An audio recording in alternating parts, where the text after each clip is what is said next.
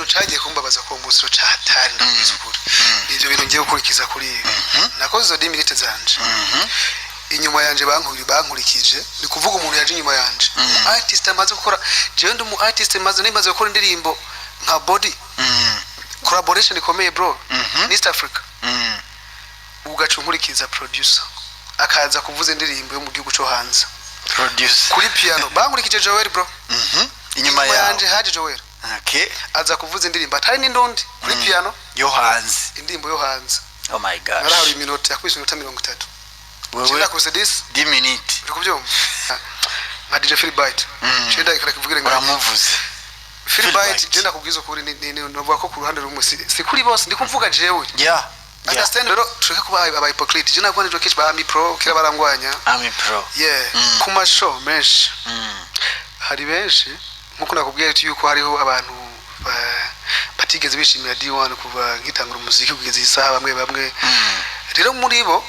hariho ama opportunities araba D1 ndikuvuga opportunities za D1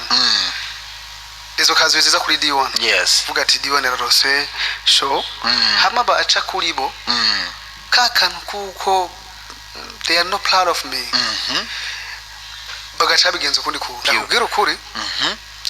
araza kandikira manager D1 cyakandikira D1 tukavugana amafaranga kubwiye ukora kara amafaranga toriha déplacement reka ndakubwira uko byagenze kuri iyo show